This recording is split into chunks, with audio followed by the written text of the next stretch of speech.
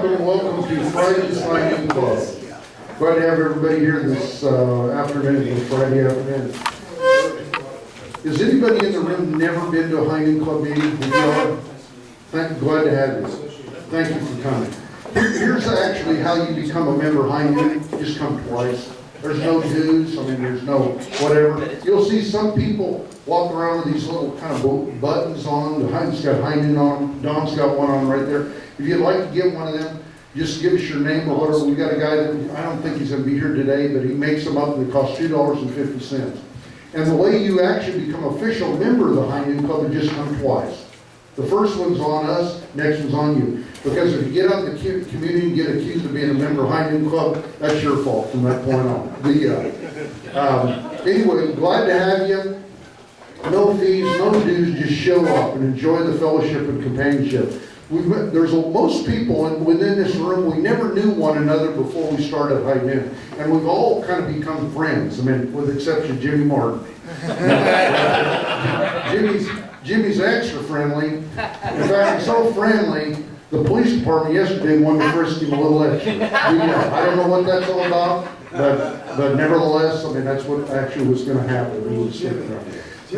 All joking aside, High Noon Club, we start out every meeting with an opening prayer and pledge allegiance to the American flag. I'm going to ask, I didn't ask him before, but Pastor Steve Kern to do our opening prayer, and then I will lead the pledge allegiance to the American flag.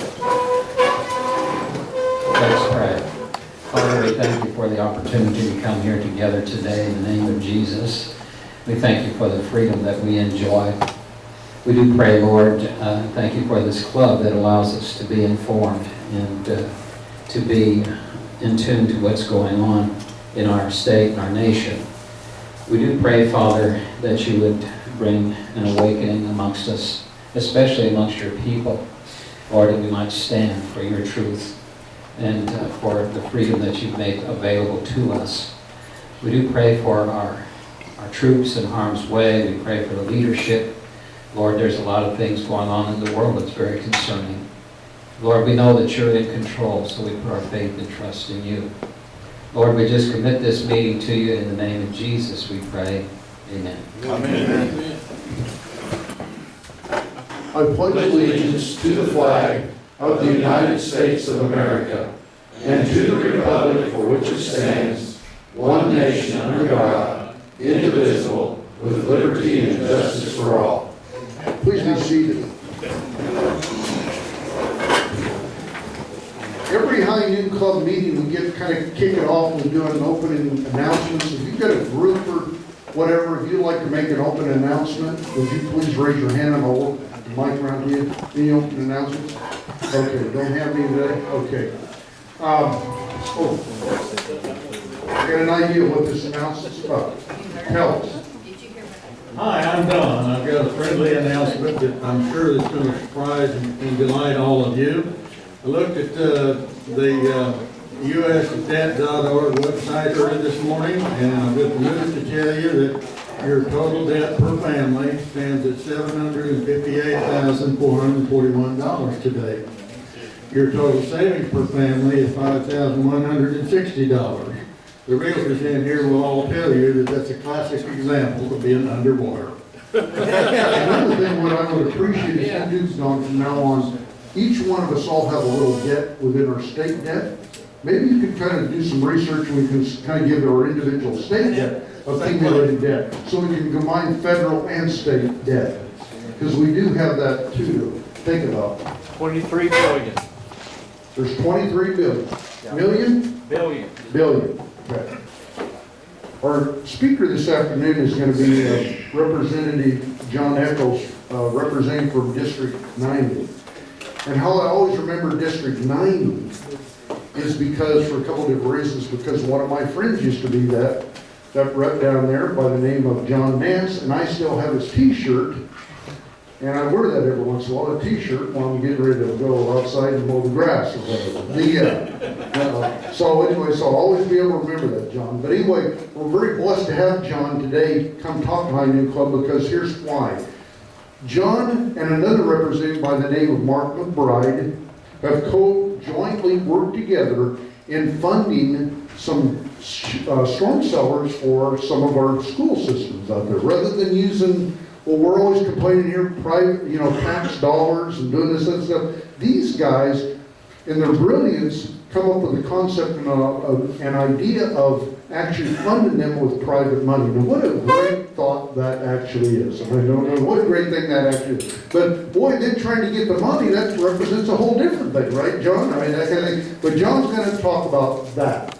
But before we do talk about that, I want to talk about what actually took place last Friday in this room and what took place, the finale of the whole thing, yesterday in Oklahoma City. If you remember, to kind of recap real quick, I got the news earlier the previous week about Attorney General Eric Holder coming to Oklahoma City and was going to talk before the graduating class, the Oklahoma City Police Department cadet class. And the person that, I'm not going to reveal the source right now, but in time I'm going to, because I'm still kind of building on the story. We're going to use it for our benefit and gain. I can assure you that. We're going to build this story for our benefit and gain. Now, whose benefit and gain are we actually talking about? Mine? No. Someone else's? No. But for conservative movement in Oklahoma and the United States. But anyway, got the little note, and Bob, you have to do something about this. I'm thinking, what in the world how am I going to stop the Attorney General from Oklahoma, from the United States of America come to Oklahoma? How am I going to actually do that? You got any ideas how we're going to actually do that? So anyway, is Andrew Griffin in this room? He's supposed to be here a little bit later, or been here. But anyway, so there's 2 or 3 people initially that I kind of contact. He was one of them.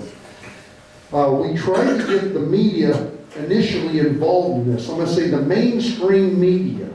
Now, is that a bad word? Not necessarily, but there was no interest. Because again, most people in this room, we don't think that we're nutcases, but there's a lot of people out there that think we're just right-wing, radical nutcases.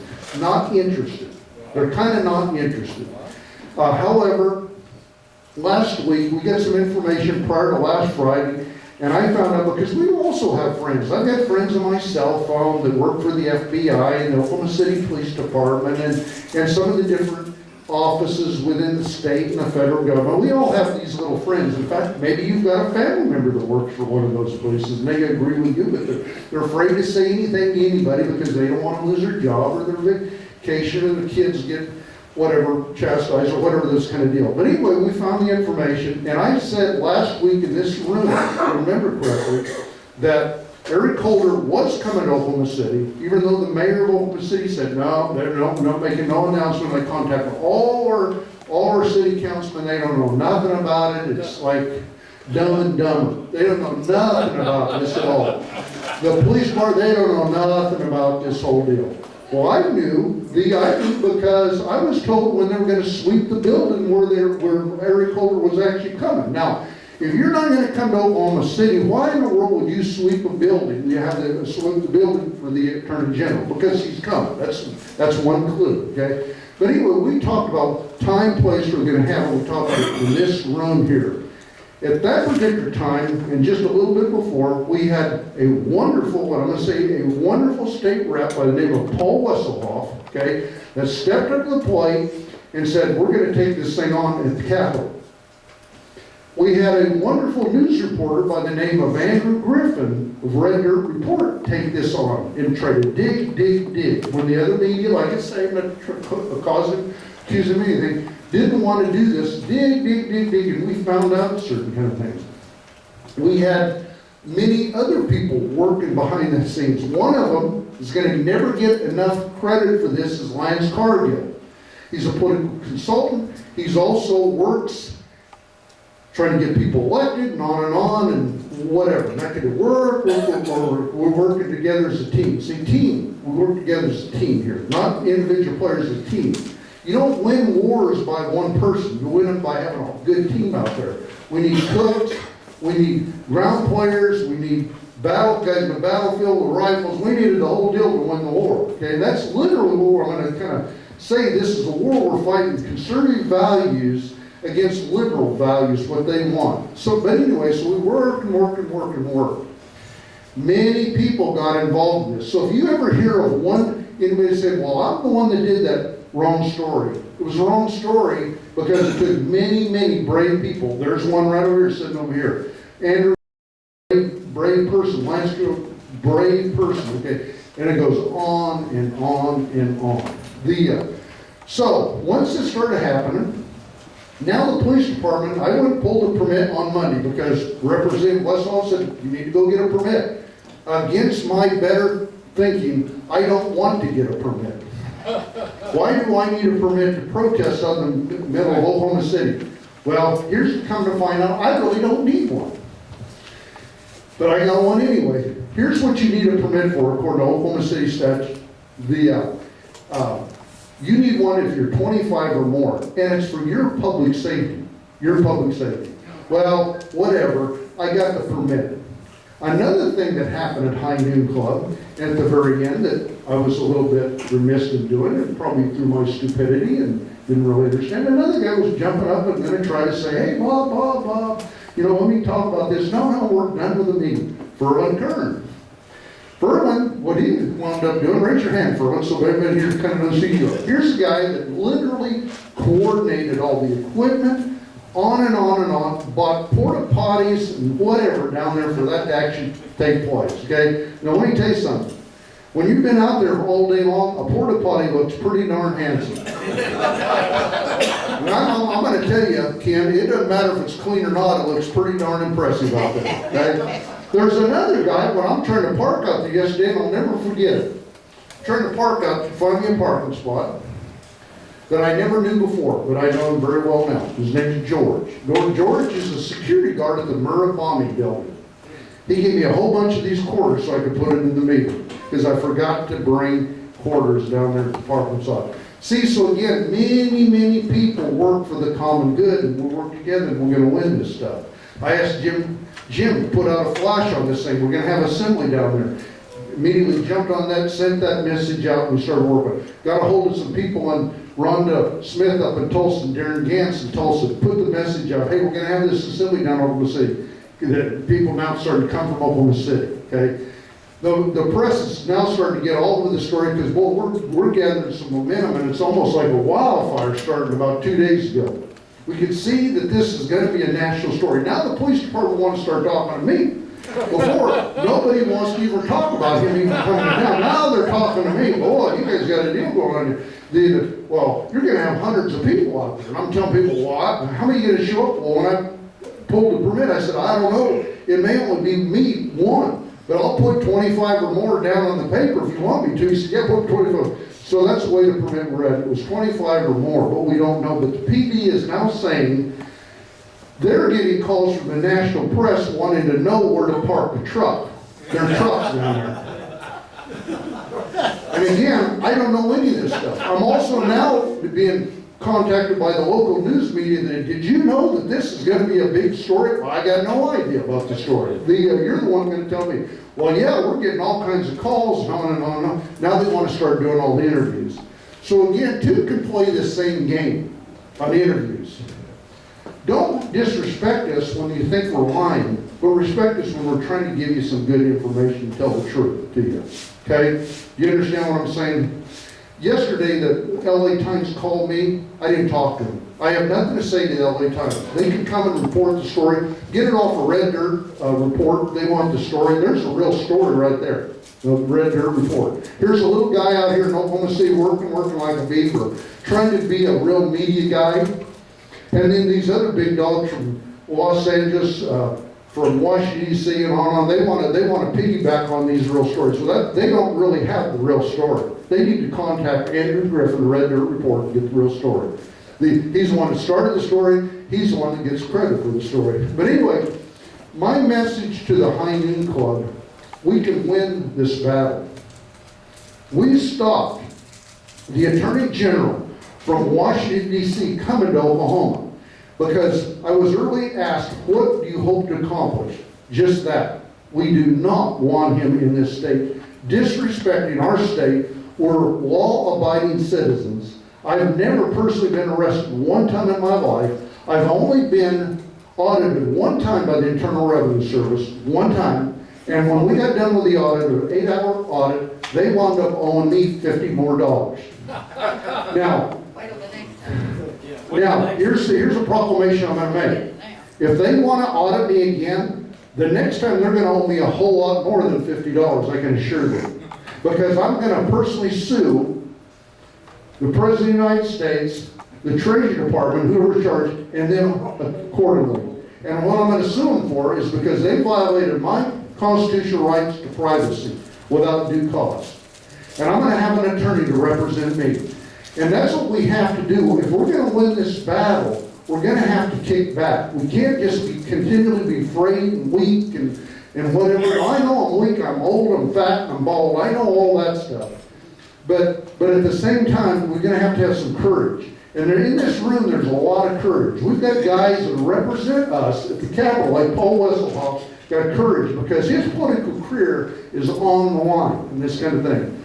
You've got guys like Gary Jones that's an auditor here that's got courage. It took him 3 times to win that auditor job. They cheated him out of that twice, what I'm saying. We know that. We've got guys like Jon Echols, Bobby Cleveland out there that's working very hard for us. We're not going to win this battle by working by ourselves. We've got to work collectively as a team. And when the team wins, we all win.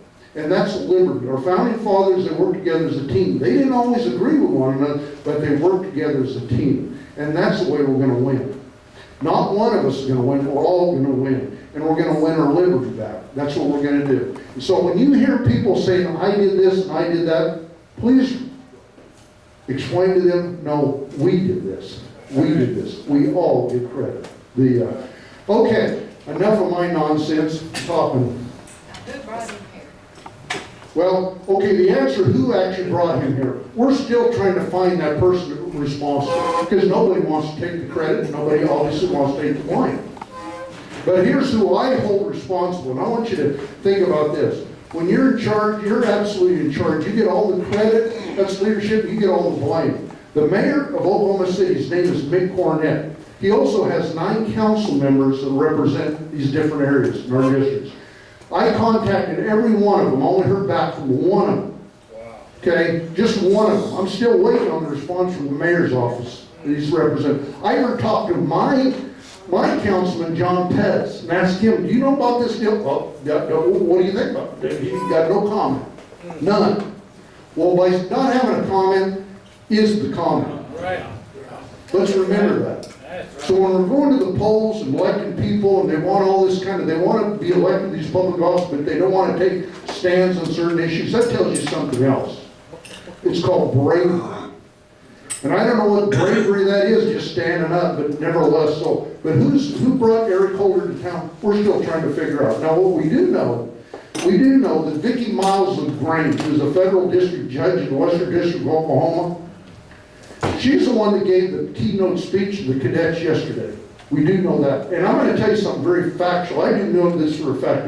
I'm not slandering, I'm not defaming her, I'm not doing anything. I'm telling you, I know this for a fact. I know that when she was being vetted for that federal court job, her biggest concern of being vetted was that she was smoking dope. And I also told that to the FBI agents yesterday that wanted to talk to me, which I actually know. And everybody, really? I said, yeah.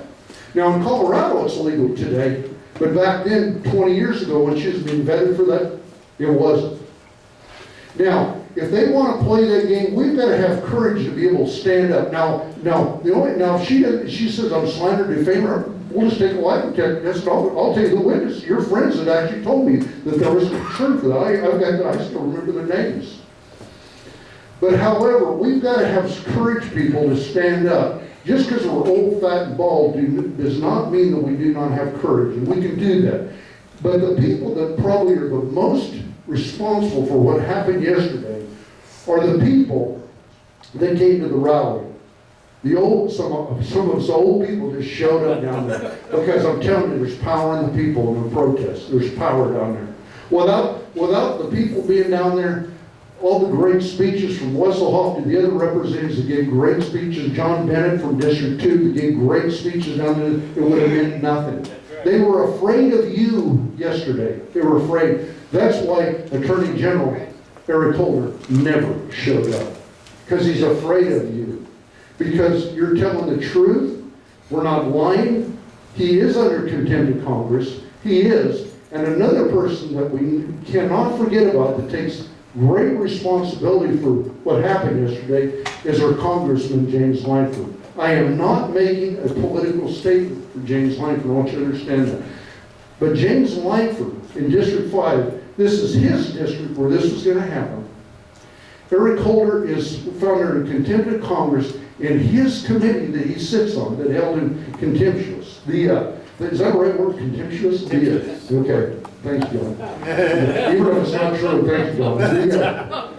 But anyway, so by James making this hardline stance political statement on the press, it really meant something. When we went from about a down here, we went right up here. We took the high ground in this whole thing by doing that. So again, he gets major kudos for doing that. Not everybody is a pit bull out in the street.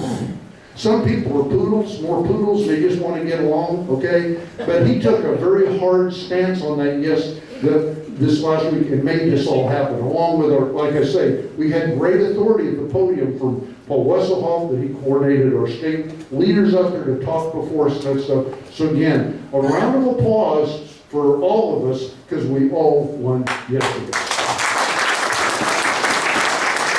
Okay. Go ahead. You want this mic or you want to do that? Just a brief What comment. councilman did you hear from? Bob. You heard me. What councilman did you hear from? He ran in the mayor's race.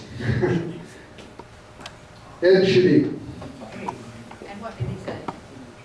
What did he say? Part of it was kind of a private conversation, but he was as offended as what I was. Okay. While he's talking, I want to talk to you. Oh. Bob covered it all except one aspect that's very important that he didn't cover, and that's social media. Folks, I'm going to have Paul post up on the screen here next week or two the different clubs that are out there, debate clubs. I'm a member of 33 debate clubs on Facebook. Now, yesterday, I counted all of those debate clubs membership up. That gets my emails, gets my postings. They argue. I've been called terrible names on some of them. I've actually had a physical threat yesterday to my life on Facebook, which I reported. But how many people do you think that totaled up? 33 national debate clubs, several of them are anchored, came to over 50,000 people.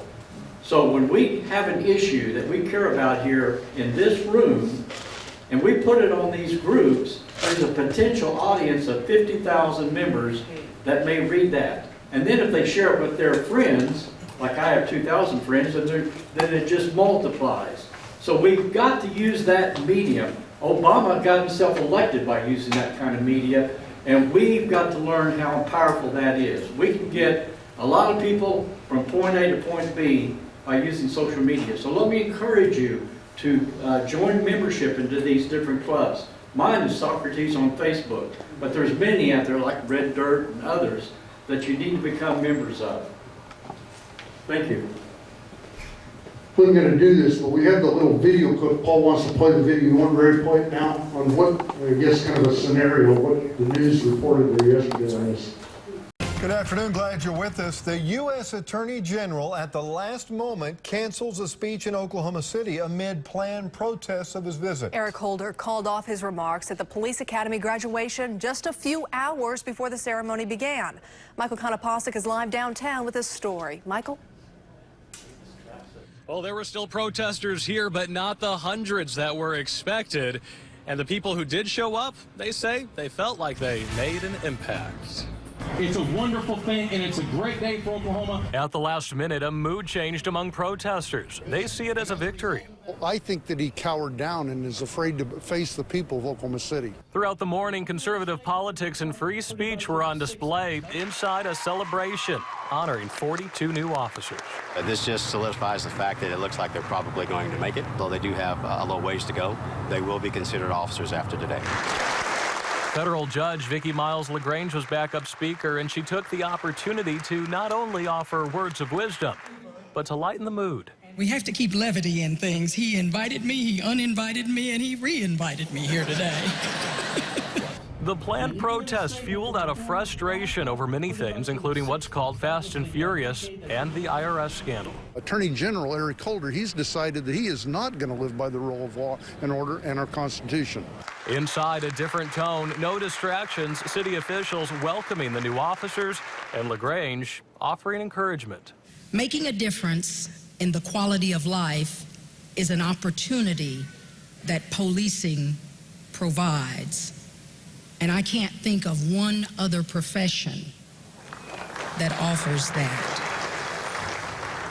Now, we have not heard back from Holder's office. However, the DOJ has reportedly said that Holder is still coming to Oklahoma City today. He was just delayed on his trip from D.C., which is why he had to miss this ceremony. That's what they're saying. Reporting live downtown, Michael Konopasek, News 9. You know, when we're doing the protest down there, really we call it, the original firm come up with the name was Rally for America, and then it changed Victory Rally for America.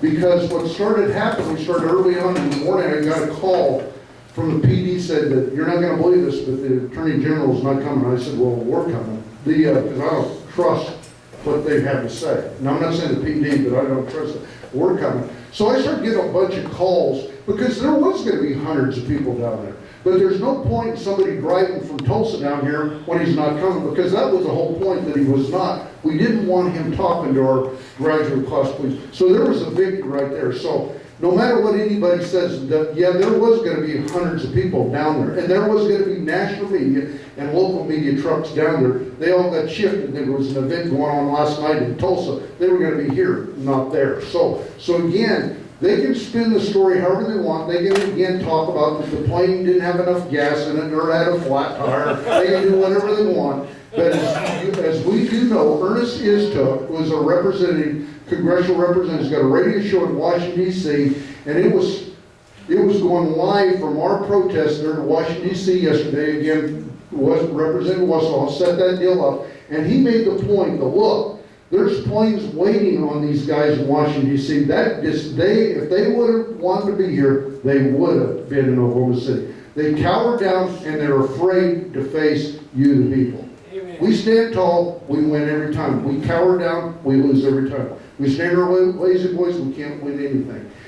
The irony again to this whole thing, and Furman, I think Kern's kind of summarized it very well. Everything that happened down there in equipment yesterday was borrowed. We borrowed everything. The PA system, we had to borrow a computer. We had to borrow everything, okay? But there was a few $100s that Furman supplied to get the porta potties down there, and I'm very thankful that he did that, even though they weren't as clean as I would have requested. There's a joke there, don't take it too seriously. I appreciated it, even with a little smell. But he did get the PU potty company to supply them. You get the joke? Stick to your day job. Okay. Well, that's a problem. See, I don't have a day job.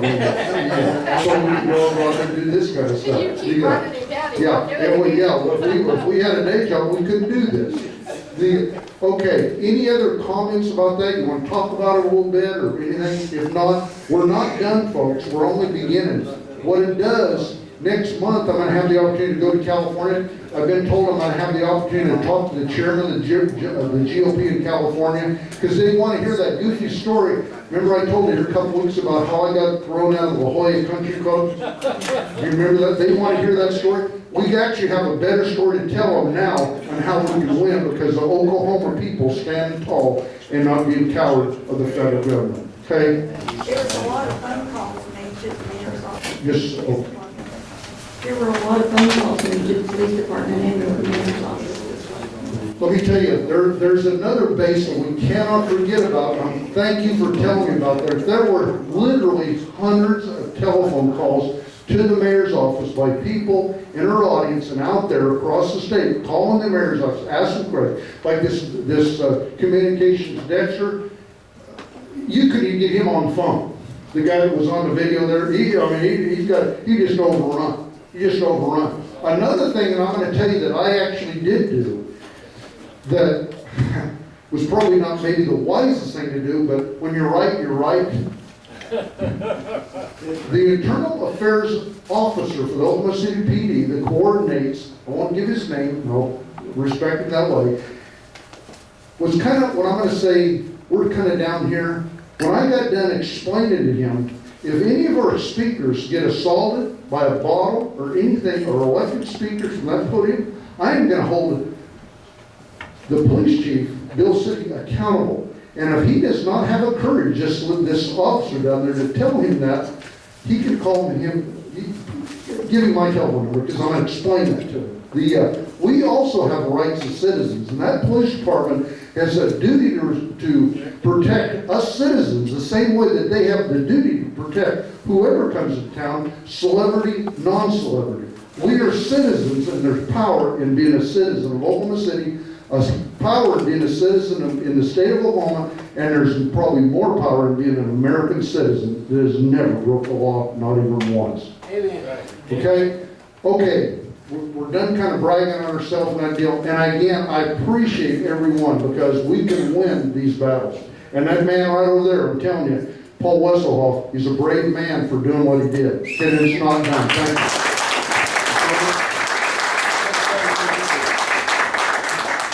I'll give you your first name for a minute so everybody understands who you are. Herman.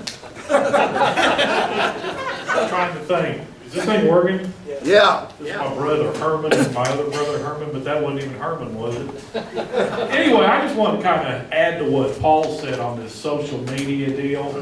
The power, that's unbelievable, because when we left here, and Bob told me when to go because we had to confirm what was happening, I started that deal, Rally for America, on Facebook. And all I could do is invite my own friends. But then my friends start inviting their friends. And just unbelievable. And in a week on that Facebook page, we had like 1,000 likes and shares. There was like 100 shares where my friends were sharing with their friends. And as a result of that, Reed Mullins called, wanted me to be on his show. And then Lee Matthews called, wanted me to be on his show. And it just went crazy, you know. And that's how it happened. Without that social media, you know, I'd have never been on Reed Mullins, you know. So it just, that is unbelievable. And people that I don't even know from all over the country start sending messages. So we gotta go to Barnes and Noble and get a book and learn how to be perfectionists at that Facebook stuff, because it's unbelievable. Are you one? Yeah, there's actually people that actually get paid to do all this stuff. Oh, okay. I mean, you know, Vermont, see, he's way back in the times yet. There's social media experts, and like I say, Lance Cargill, remember the name. That's kind of what he does for a livelihood, a lot of stuff. Now, he didn't, I mean, I'm not going to say that part of it didn't involve, but we have to have money to be able to fight some of these fights, because it does take money to get the porta potties, because down there, Furman had a great point. We got to be like Boy Scouts when we're down there protesting. We got to leave the area nicer than when, because everybody's looking at us. See, as conservatives, we've got a whole different task than everybody else. Right. So you got to be better. You can't be like a liberal. You know, the Wall Street, Occupy Wall Street group, they left parks in disarray. They didn't get no permits. They didn't do anything. And the police departments, when I was in Washington, D.C., and during that time, they're out there defending them people, and they're beating on the walls of the offices that we're in and all that stuff. And so when I went, and so I made a point that I'm going to go out there in the middle. I'm going to challenge them people, because they do not scare me. Somebody with legs about that big around, that's not a threat to me. If you look like Paul Blair, that's a threat. But when you're a skinny little dude, okay, with legs about that big, I am not afraid of you. Okay? So anyway, we've got to have courage. That's the message, courage. We got the courage. We got the right side on our place, because we got the Constitution. The Constitution protects us from all this kind of stuff. So again, great point. We need money. We need cooks, we need soldiers, we need all this kind of help, and we need people to pound on the phone to the mayor's office. And we still want to know who is responsible for bringing him in the city. We're not done with this deal. We're not done with Vicki Miles LaGrange. District Judge Vicki Miles LaGrange, she's not going to play that race card, but I'm going to say her race card on us. Okay? We're going to play it back on her. She's going to be held responsible for bringing in, if she's the one bringing in Eric Holder, we want to know. That man is in contempt of Congress. That's against the law. Every person I've ever known that's been in contempt of anything, what happens? You immediately get arrested, and the next thing we have you arraigned. That's what happens. And that's what I told the media. I want Bill City, if he shows up, I want him arrested.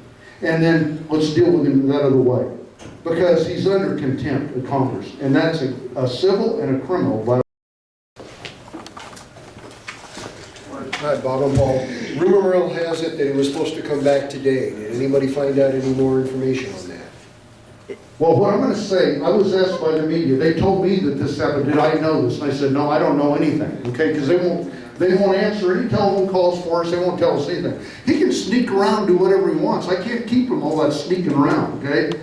And he's supposed to meet with his assistant AG here in this city, you know, that's what the note is going to meet with Coates, the guy that's assistant U.S. attorney here. I mean, that's what, I mean, he's his subordinate. I mean, I think that's a legitimate thing. But it's a whole different thing when he's going to talk about law and order to some men and women that have worked very hard qualifying themselves to be police officers in Oklahoma City. That's a whole different standard here. But again, Paul, to answer your question, I don't know if he's here or not, okay? He didn't call. I asked the media, would you please have him call me, give him my telephone number, so we can talk about this whole deal. That hasn't happened yet. I'll check my phone here later this afternoon to see if he's called. I don't know, okay? We'd like to find that out. There's humor in all this stuff at the same time. I mean, don't take yourself too serious and enjoy the battle. I was there yesterday, and I was glad to see Mrs. Wessenhoff and a lot of people with their phones recording, and they recorded JT, the minister from Moore, his excellent speech, and quite a few. And I happened to have my tripod, and I shot every speech that was given yesterday, and it will be on the Hunting Club Facebook page by Monday morning. Thank you. I mean, seriously, there's somebody else, I mean, really out there working hard for our little movement. Because there's just no cover up. We're not trying to cover anything up. We want it to be recorded. I mean, we want to get that message out, what we're all about. And here's what we're always about, law and order. We're a country of law and order, and that's what we expect in return on the liberal side, law and order. That's all. We done? Okay. Representative Jon Echols. This guy is outstanding. He's done, since he's got elected, he's done a wonderful job. After the meeting today, he's promised to buy my lunch. So please give him a big round of applause.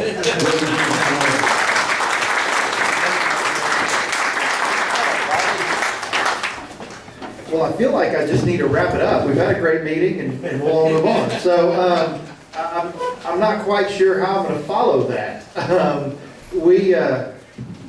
I may end up pulling this out. I can't. Those that know me know I can't sit still.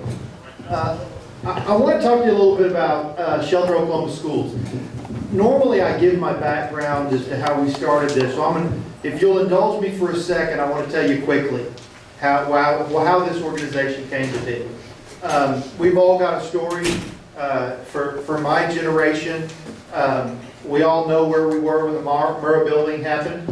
We all knew where we were on September 11th. And we all knew where we were in the May 20th tornado.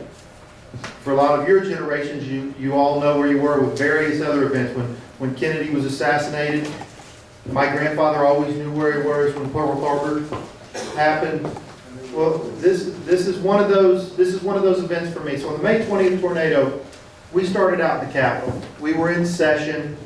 Those of us who grew up in Oklahoma, I'm a South Oklahoma City boy, lived here my whole life, went to college and law school here in Oklahoma, OU and then Oklahoma City University. We grew up around tornadoes. That's not anything new to us. That's just part of day-to-day life.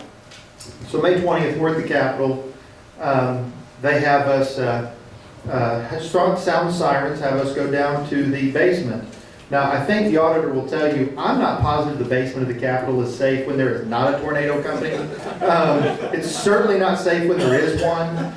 So I did what many of us did, and I'm also enough of a alpha male, nobody can tell me what to do. So I went up to my office and started trying to call my family. because I wanted to know where they were, wanted to make sure they were safe.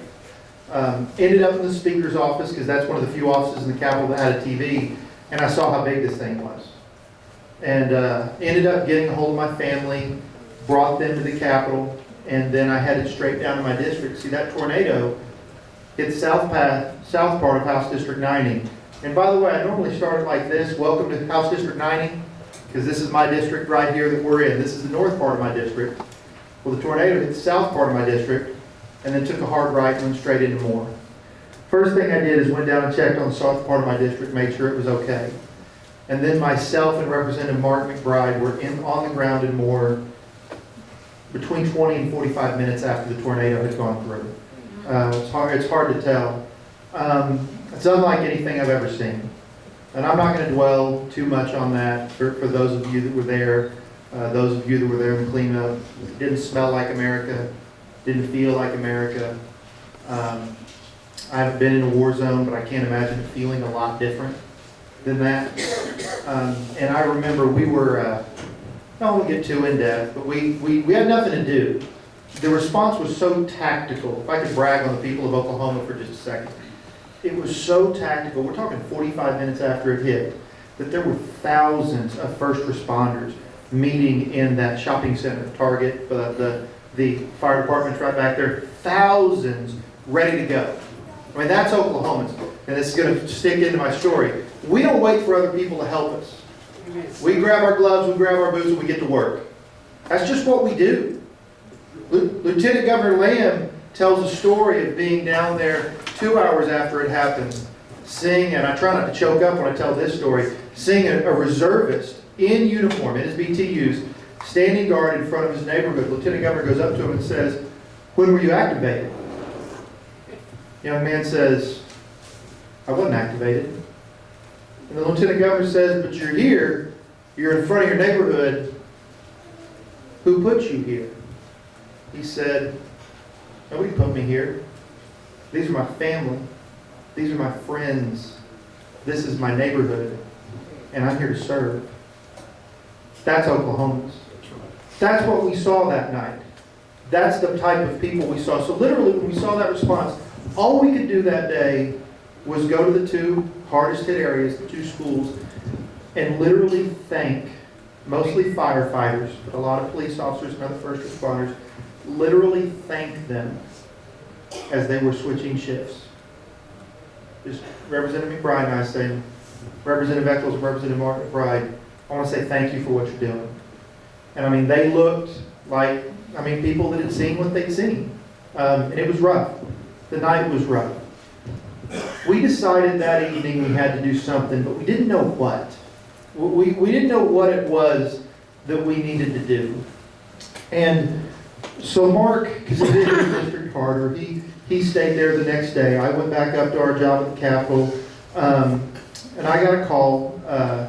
I had a J.D. Nolan, representative, came up to me and said, "We want to do something as a caucus. Is there an organization out there that we can donate to that spends money to put storm shelters in schools?" I said, "Not that I know of." And I picked up the phone and called Mark McBride and said, and Mark and I, not knowing any better, said, "No, there's not one. Why don't we start one?" And famous last words, by the way. See, we have a philosophy, and this is the key. This is kind of my premise anytime I tell them this. State government has talked about storm shelters in schools for what, a year now? That's been a really big deal. What nobody wants to talk about is the private sector through Shelter Oklahoma Schools in that same amount of time. How many storm shelters has any state government program built that amount of time? 0. The private sector, which we live, by the way, news media loves covering nothing. The fights where nothing's happening. The private sector has sheltered over 4,000 people so far, and we have $1.2 million more to give away. See, when they're talking about it, we're building them. We're partnering with these local communities. So let me back up and tell you how all that started. We just have this core governmental philosophy that the government is almost never the answer. There are some things it needs to be doing. There are some core functions of government. But let me tell you what, guys, it moves slowly. It moves slowly on purpose. I don't want to change that. Our founding fathers set it up slowly on purpose. And it's our last resort when it comes to public safety. I believe that given the opportunity, the people of Oklahoma would be just as generous with this problem as they were that night on May 20th when I saw them out in the city of Moore. And that's what we tested. So we're driving down the road, and Representative McBride and I get word that Apache Corporation is looking to donate for something big. They have $500,000 they want to put in. And I will tell you guys, but for the Apache Corporation, this story would end up a lot different. This private company, so we get the CEO on the phone, and it's funny. I tell people, this is the greatest thing I've ever got to do as a state rep, and I've got to do lots of cool things. I've carried some anti-real ID bills I'm real proud of, co-authored some pro-life legislation, some tax cut legislation, but this has been the coolest thing I've got to do as a state rep. Because it has nothing to do with me, by the way. If Jon Echols calls the CEO of Apache Corporation, he don't want to take my call. If Representative Jon Echols calls, he takes it. But do you know why? It's nothing special about me. It's as Bob said, it's that seat that belongs to the people. He doesn't care about, they don't care about me, but they do care about those 38,000 people that I represent, that I'm there speaking on behalf of, that I'm literally, that's what I love about the House of Representatives, House closest to the people, where it was intended to be. See, I'm there representing them, and we were able to make that phone call, and we got that initial donation of $500,000. Now, here's the funny thing. Mark is so excited. I'm scared out of my mind. I'm so happy we got it, but then, well, I don't know how to run a private, I don't know how to run a nonprofit. I don't know how to do these things. What I know of, like many of you, what you're talking about, with the victory we had as the conservative movement, that we had the conservative movement, we didn't know what we were doing when we started that. You said it yourself, and I'm not picking on my dear friend Bob Daney. When it first started, he didn't know how he was going to do it. Guys, I didn't know how I was going to do it. I knew it needed to be done, and I knew I believed in the people of this state that we could get together and we could do it. So we went from there. We announced that we're starting this nonprofit organization. Within a day, I had a law firm that had already agreed to donate all of their time to set up the nonprofit. I had an accounting firm that had already agreed to donate all of their time in order to do all the accounting. And I was nervous as could be about getting that all set up. And see, it didn't even turn out that that was God's plan. Because the next day, I got a phone call from a guy named John Hunt, who's with the business group, Norman Chrysler, Jeep, and Dodge, if you've heard of them. And they do a bunch of other stuff, but that's their primary thing. Well, God was laying this on our heart, I believe that this is a ministry God's laid on my heart. Well, God was laying that on my heart. He was doing the same thing to another group. They had quite a bit of money. They had a couple $100,000. They didn't have quite the money we did. But what they had set up is this Oklahoma City Community Foundation, which runs, I don't know how much money, I'll mess it up. But they run all these different funds. And it is a very well-respected nonprofit organizer.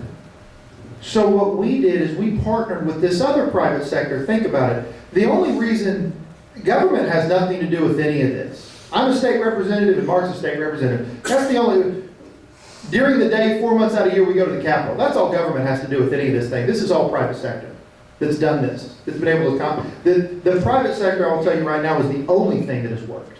The only thing. A lot of people want to talk about it, but this is it. So far, hopefully that'll change, but so far. So we get together and we merge with them. So now the structure of Shelter Oklahoma Schools is Shelter Oklahoma Schools is a fund inside of the Oklahoma City Community Foundation. And because I'm a politician and in my real world, I believe in accountability in my real job. So I brought you some stuff, what I call my accountability documents.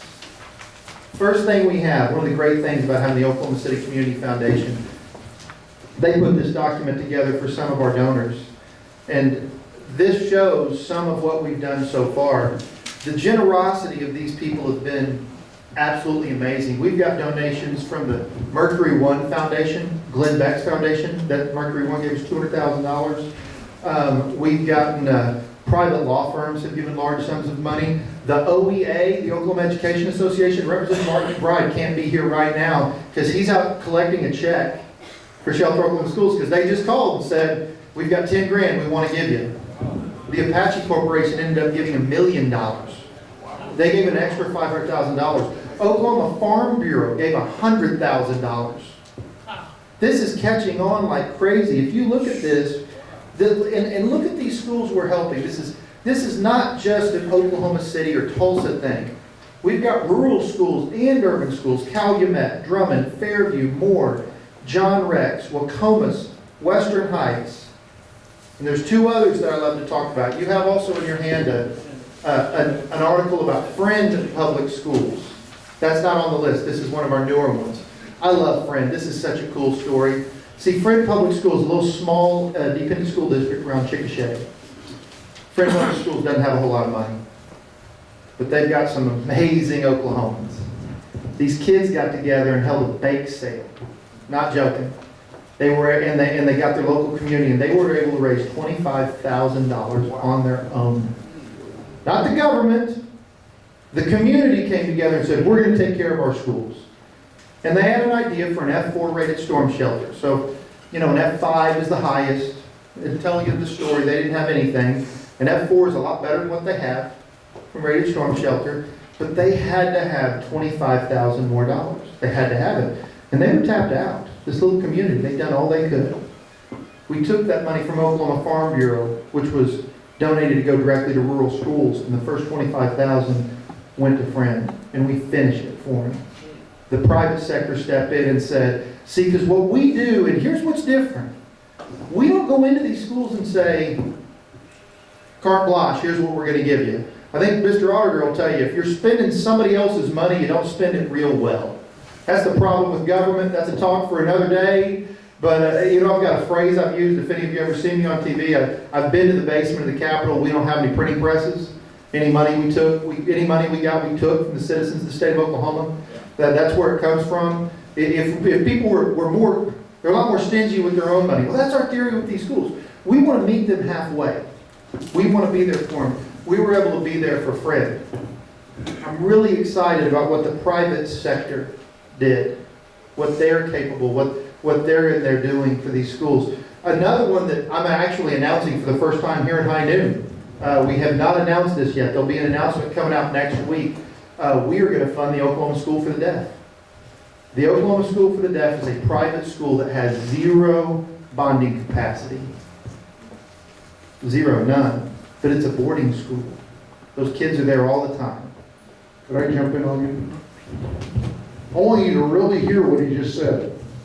Down in Sulphur, let's go with that a little bit closer. Just breaking news here, High News, yeah, this has not come out. Yeah, this has not come out. We're about to announce this. I've been working on this project for about 2 months, and this is one exception where we're going to fund the entirety of the project. We are going to fund 100. Thank you so much for doing that. That is the hand signal. That's right. The Oklahoma School for the Deaf. That's sign language for applause. Down in Sulphur, this is a boarding school that from students from all over the state. They're there 24/7, some of them. They have zero bonding capacity. But for the private sector stepping in, this is not going to get done, period. Their donor base is tapped out to keep that school going. And we've been able to partner with another local company. By the time we're done, I'm still looking for $50,000 more dollars. It's going to be about a $250,000 project. I'm still looking for $50,000 more dollars, but I've got 2 leads. So we're going to go ahead and announce that we're going to do it at the end of next week. And then we will be doing the Oklahoma School for the Deaf. This is the private sector. This is the citizens of the state of Oklahoma. What we're able to do for these kids. See, what we have in conservative values and what I love about this, and how many of you guys, by the way, I'm just curious, how many of you guys heard about Shelter Oklahoma Schools before this? Some of you, thank you. Now, how many of you heard about, and I'm not going to pick or talk about either one, I'm not picking on any of them, but how many of you heard about the Another Initiative petition by Joe Dorman or the political battles going on around storm shelters at the Capitol? Pretty much everybody? just baffles my mind. I mean, I don't understand it. And by the way, not that that's important. We need to be talking about those issues. The news media needs to be reporting about what's going on at the Capitol.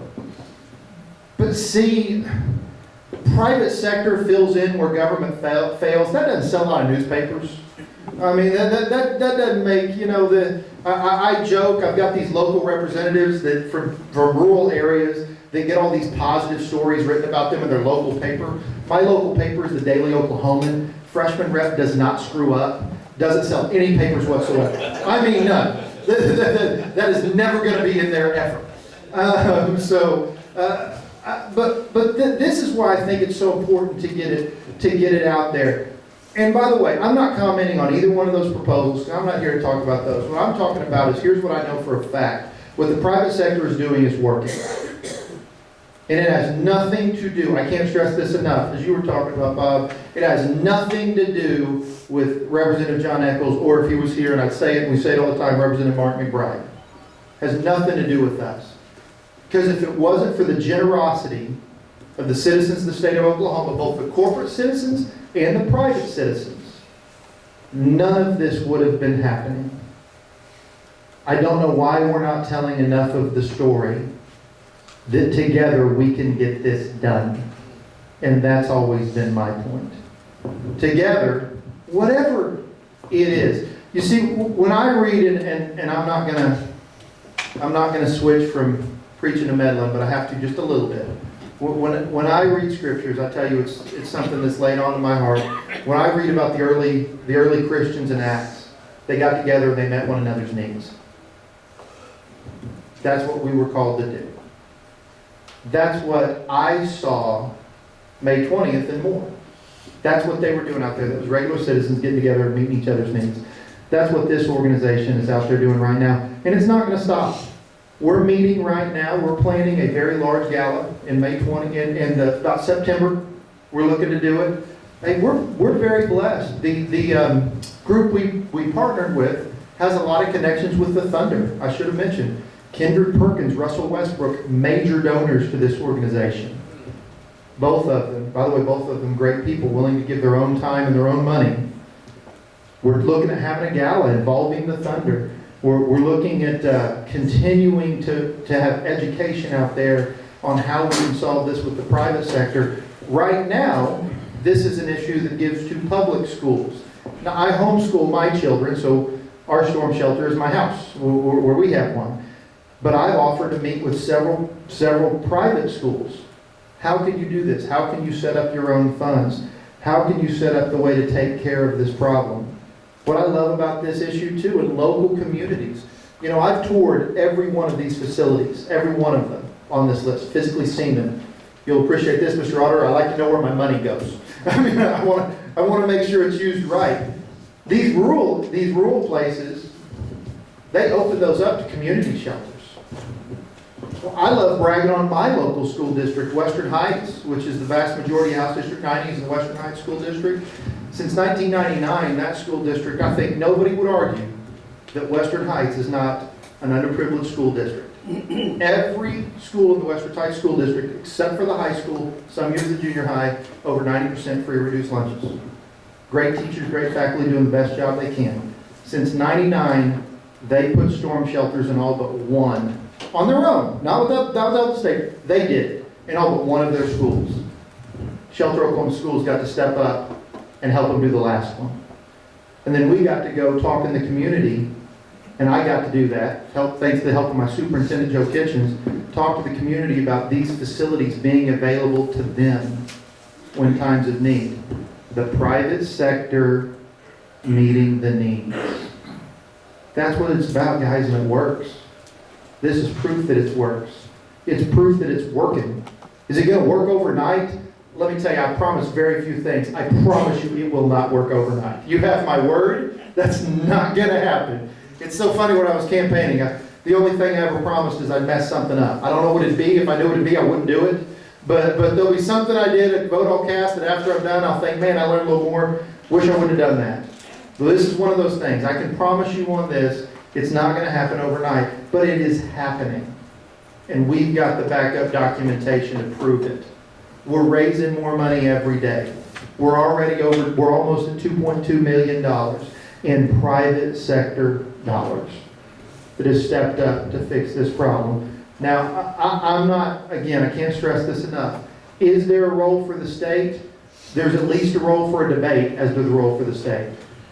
But as conservatives, the answer of wait until the state fixes the problem is never the answer. I love what you were talking about too, being proactive with your city police. No conservative would argue that public safety is not, if not the core function of government, one of the core: protection of life, liberty, protection of property. Public safety is up there. That doesn't mean as conservatives we don't take care of themselves. I got a whole bunch of pistols, but I was looking at a new one before I came in. Because I believe at the end of the day, before government takes care of me, I take care of myself. That's my belief.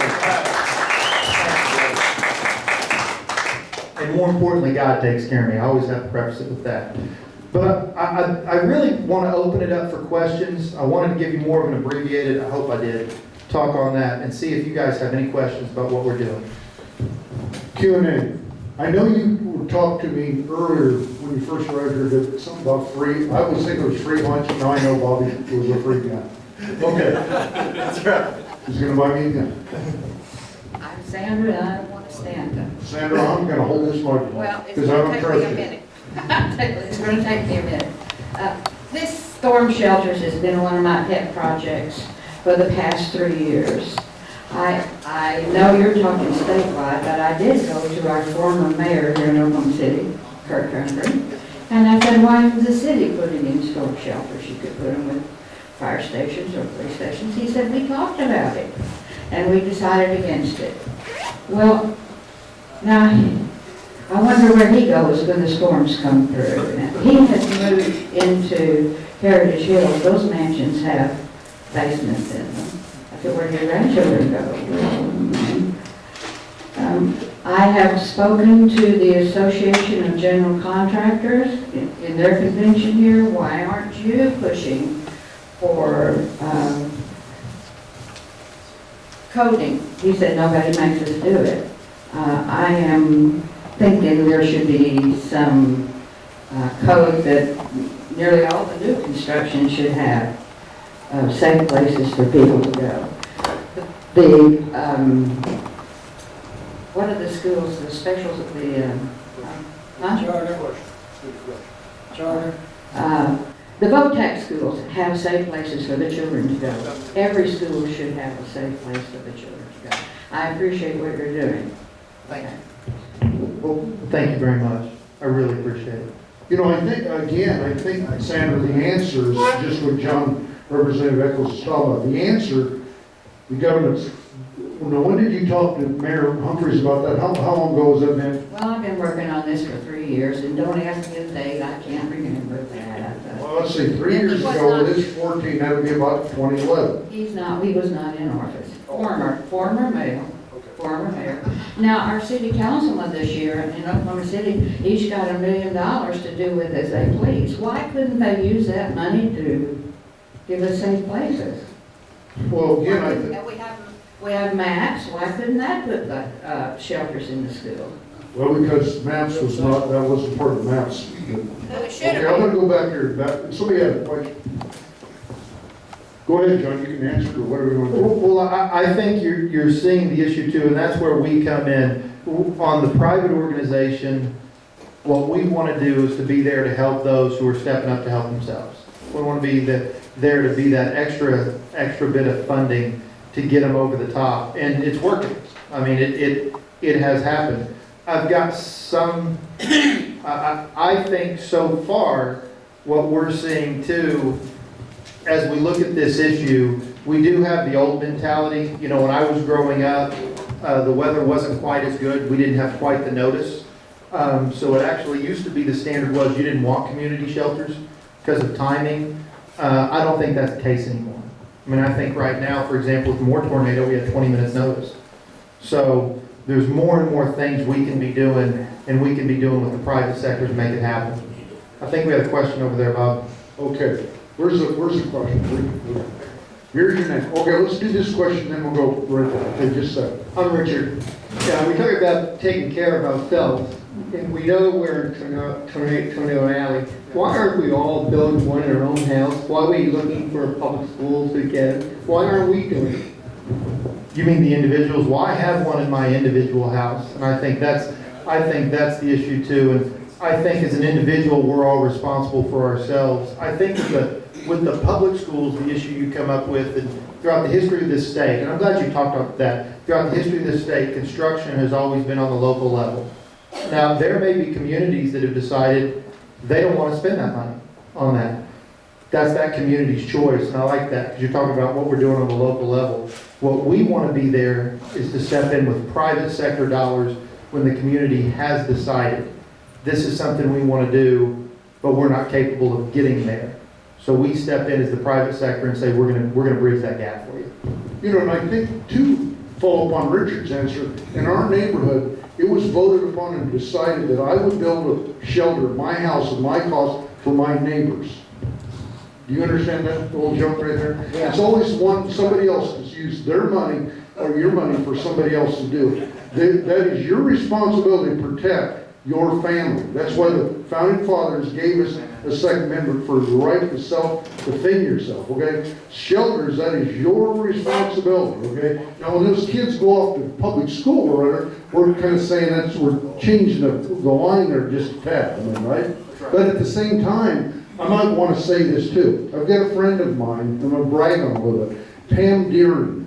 Last spelled it is Deering, Pam Deering. She is the superintendent of Middale School District, Pam Deering, Dr. Deering. She knew that these storms were coming in. She knew that.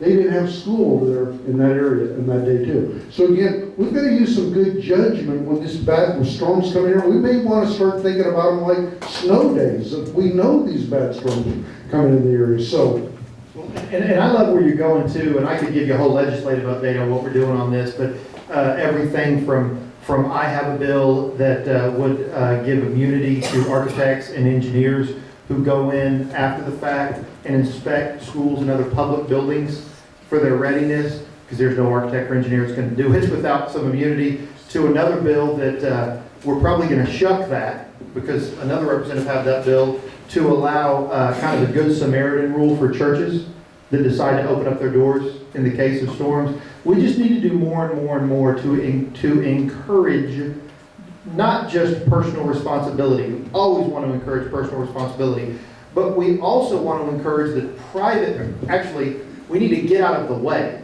of the private sector helping each other. And when we have those impediments to that, we need to stop. Okay, question. Sorry. My name's Phyllis. I have two questions actually. What does it cost to put in a storm shelter is one of them. And then you touched on it now, briefly. It seems, or I've been told, that a lot of public places that had shelters no longer hold them open for the public. And I wondered if you know anything about that. I'm so glad you asked that question, and I'm glad I previewed my answers, so you knew I already had it in the works.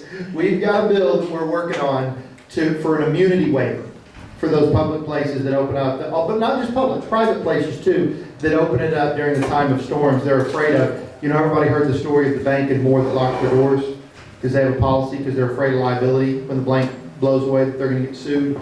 We need to give some immunity waivers from lawsuit liability. And I'm talking as a lawyer, but we still need to give some immunity waivers from liability to help open those up. And the first part of your question was dealing with cost. Oh, cost, yes. Now, that anywhere for an EF5 rated, which is the highest rated, what happened in more, you're looking at anywhere from $250,000 to $1 million. Now, I'll tell you, $1 million is I'm building a gym and making it a storm shelter, or I'm building a 4-quad classroom and making it a storm shelter, and the $1 million cost there. Then you could do an EF5 rated for as low as $250,000. Now, I told your friend is an EF4 rated, according to their engineer, for $50,000, and an awful lot of that's donated, but they burned up some box cars. And then there's another caveat. I know this is going to shock you. If you get the federal government involved, it costs a whole lot more money. I know it's a shocker. But they have these FEMA-based grants. When I first started, I thought, well, we got these FEMA grants. This is a great idea. If you use a FEMA grant, you have to pay what's called prevailing wage on a national scale, and you are not allowed, get this, your tax dollars at work, you are not allowed to use donated services if you use federal money. That's how good we are with your tax dollars. So Fred was able to do it 50 because the local guys did the dirt work. And they got a local guy to do some of the mound work, the packing. I mean, they brought people in that would donate their time. If they would have used a FEMA grant, your federal tax dollars, they weren't allowed to do that. I mean, it's not. The federal government on this particular project, it is hard to imagine a system that was set up for, that's not true. I've been fighting the Obama phones, the Lifeline phones for 2 years. That's the worst system I've ever seen. Other than that system, it's like it was set up for abuse. It was set up to waste money. We have one question in the back. Okay, John, did you ask for an Attorney General's opinion on that? I'm sure you would have found some kind of favor for it. He wouldn't like what I wouldn't get a good one. My name is Lewis, and my pension is involved here, but I've spent 15 years in the school system, not as a teacher, but as a maintenance person. The reason that public money is doing the job is because they produce a product and they want to get that job done. Now, in the school system, there's a lot of administrators that administrate money. They don't produce anything, they move the money around. They are not professional people. And that's been my biggest gripe. But that's why the outside people get stuff done. So, thank you. John, outstanding job. I mean, man, I cannot give you enough kudos for what you guys are doing. It's just an outstanding job, and thank you. I'm so thankful that you got elected to that seat, House District 90 down there. Well, thank you. And another thing in second, I just feel terrible for him. That's a little inside joke. I got you, brother. Okay. Thank you very much. Okay, thanks. Now, one more time, a big round of applause. I mean, there's somebody that's very effective on the Capitol when you're just not going to hear about it in the newspaper. You're just not going to do that. Very effective. Now, one more time. Now, Bobby Cleveland, representing Bobby Cleveland, has done something also very, very interesting and effective this year. Now, Bobby, I'm remiss in it because I've never gotten a T-shirt from you or whatever. If I would, I could probably remember what your district number is. So tell us what your district number is. I'm House District 20, which covers Newcastle. Jimmy's one of my only constituent here, and it goes to Blanchard, down all the way to Pauls Valley. It's a district that's very narrow and very long, and nobody else wanted. But I introduced a bill this session for nonprofits and churches that can open up their doors and not be liable for anything that happens in time of any type of a catastrophic, from a tornado to a wildfire. I live in Slaughterville. A couple of years ago, you might remember we had a big wildfire down there. But I didn't know this at the time, going back 2 years, but I started talking to some churches visiting with me, and they said they weren't covered under life insurance if people took refuge in the church. The Pauls Valley Church is the largest basement in town, and they discovered they weren't covered. The Methodist Church in Norman wasn't covered. So I introduced a bill to relieve them of any liability whatsoever for churches and nonprofits. And another one of my constituents introduced a bill for businesses. And that bill didn't get heard. It makes no sense to me why it didn't get heard. But my bill got heard. In fact, we're going to have a ceremonial signing with all the pastors in my district. But I'm really proud of that because not often, just like what Representative Echols has done, is not often can we as legislatures write bills that actually save lives. So I'm blessed I could do that, but I'll tell you this, I'm really blessed that I get to serve as a legislature. I love it. I'm retired and I just go at it gung-ho, and I just get excited. But I'm going to tell you, I'm blessed substantially to be able to serve with Jon Echols and Mark McBride, because I've seen the job these guys have done. There's not another legislature out there at that Capitol that does what these two guys does on their own time to raise this money and do the work they've done. And I'm talking about long-time legislatures that's done the things that these guys done. There's not nobody that does a job like this. So I just feel lucky, and God's blessed me that I can be able to work with these guys. So I'm proud of them, and I can't thank them enough for what they've done. But anyway, I just want to tell you, talk to Bob. He said come up and talk about your bill, and I think it's an important bill, and I'm excited I'm gonna get to sign it with the governor. So I appreciate it.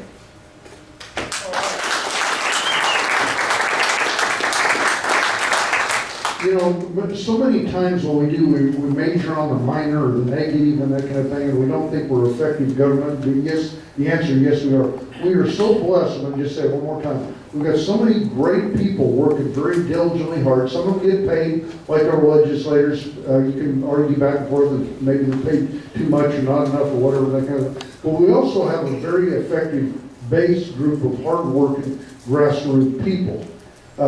And they're just work. And the reason they do that, because we're like-minded, we believe in better government. And hopefully that's the conservative message right there. We're not always going to agree on everything. We're not supposed to. I say this all the time. My wife says half the time she loves me. Well, we've agreed maybe 50, 60% of the time. Now, for some reason in this room, if you get people disagree with you, just on one issue, there's hate speech going out against you back and forth. You're getting all kinds of derogatory texts.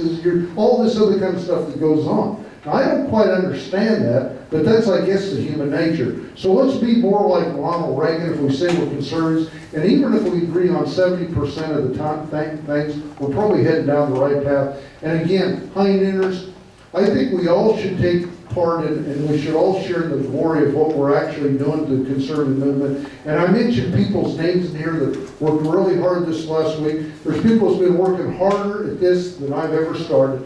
We had one of them here a couple weeks ago, was the first Speaker of the House, Todd Hyatt, was telling us in this room how they used to go out and work and try to swing this state from being a Democrat-controlled House state into a full supermajority of Republicans out there. It just didn't happen because this group behind him started 5 years ago. People have been working since the founding fathers established this democracy we live in today, this republic, of hard work and dedication. They give time, blood, honor, all that other stuff. Again, enough rah-rahs. Appreciate everybody. Next week we got another very special meeting lined up. Let's stay in the fight and the battle, because we will win with good people. Thank you, guys. Thanks, John.